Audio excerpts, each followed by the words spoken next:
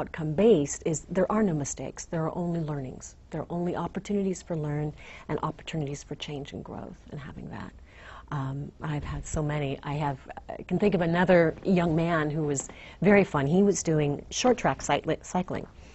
And so short track is very fast. You know, it's very fast. You have to think and react and on your feet, on your bike, and just be able to respond very quickly. And he would get very distracted by negative thoughts, by the other cyclists, and there is a balance for him of being able to be aware of the other cyclists, because you constantly have to adjust your speed. You may stop and start again. So you have to have a constant awareness of people around you, but use that awareness towards peak performance as opposed to, oh, that person's doing better than I am, or so that you use what's around you to optimize in the moment as opposed to distracting you and allowing you to use your focus. So he went abroad and qualified for the next level of competition after a couple sessions, and was just thrilled with that. So sometimes the change can be huge, just learning how to be in the moment and how to manage distractions, how to create the emotional state that you want. First of all, knowing what the state is you want to be in, what you call it, whether you call it confidence, whether you call it peace of mind, whether you call it energy. It doesn't matter. Finding a word for it and an experience of it and knowing what that is, and then learning how to recreate it for yourself. And as we were saying earlier before the show, it's once you have success, it's true that success breeds success. Once you have an experience that you really feel is successful, and you say, I call that success for me, then you can go back there. And then it just builds on itself. So that rather than going this way, your experience begins to go this way. It just gets bigger organically and grows with time. So we talked about a lot of relaxation exercises that one could do. Yeah. What are some mental exercises that some of your athletes do on their own time to attain peak performance? Yeah, some of the work I do, or that I teach them to do, is actually the relaxation can be very mental as well, because when you visualize, it's actually important to be in a more relaxed, what we might call trance state. And even just by closing your eyes, you automatically invite a more relaxed trance state, and you have fewer beta brain waves, which are the primary brain waves we have when we're in a completely awakened state.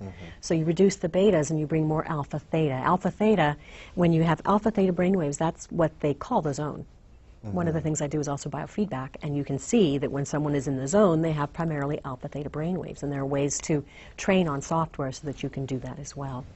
So I have them learn how to take themselves into a more relaxed, more receptive state where the conscious and subconscious minds can communicate. There are some techniques. You count down, and then from that state you visualize, whether you visualizing your next performance, whether sometimes I have them visualize past performances, and I call it rescripting.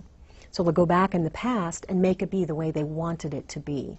So they redo it. So their subconscious mind gets the message, oh, okay, this is what we need to do next time, right? Okay. So we do some rescripting. A lot of my athletes as well will mentally train their moves. Like particularly with skaters, I will have them visualize, like if they're learning a new jump, a new triple jump, visualize the triple jump. I'll have them learn how to do it from two perspectives. They're either looking at themselves in the third-person perspective, or they're in their body in the first-person perspective, having a more physical experience of it. And it teaches them proprioception. Proprioception means the ability to know where your body is in space when there's nothing touching the ground, which takes learning. And that is a really big mental training technique that can help you learn faster. So we've talked about nutrition. We talked about the mental aspects. Is there anything else we haven't really covered for peak performance? We didn't talk about goals, goal setting, which is, it's part of the more traditional sports psychology realm, and that's part of knowing what you want and setting goals.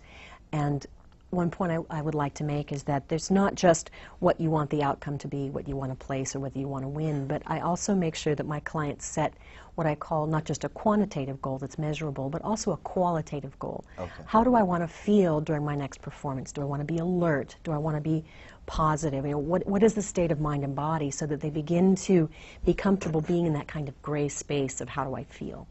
because that's really where the magic is in the gray, not in the black and white. And then with goal setting, do you focus on long-term goal setting or short-term goals, or both? Both.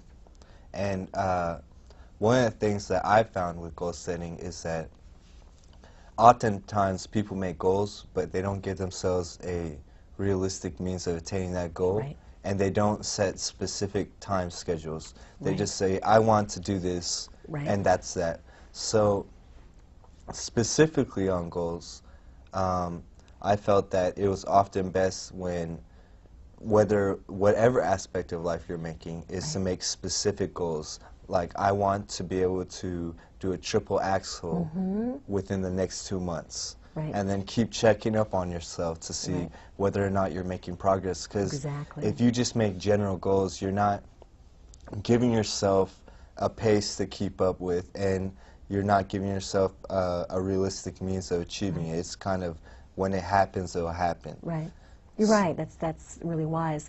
And it's also setting that general goal is part of knowing what you want, so that you know where you're going, because they both have to be true. You have to know where you're going, because you could have a plan, but if you're walking towards New York and where you want to be is Los Angeles, then that's not going to work. So you need to know what your ultimate destination is, and have the plan to get there, and measure along the way to see if you're getting towards that plan. With the help of your coach or trainer, it's always good to get feedback in that as well. And like you said, we should focus on the journey rather than the ends. Absolutely. Because often when we focus on the ends, we lose sight of what we're doing in the present. Right. So we talked about nutrition, we talked about mentality, relaxation, the zone. And I'm sure the audience has learned a lot today. And I hope you apply this to your life, because whether it's sports, school, or work, you can pretty much apply these concepts to any aspect of life. I'd like to thank you for joining us today, and join us next time on Teen Health Talk.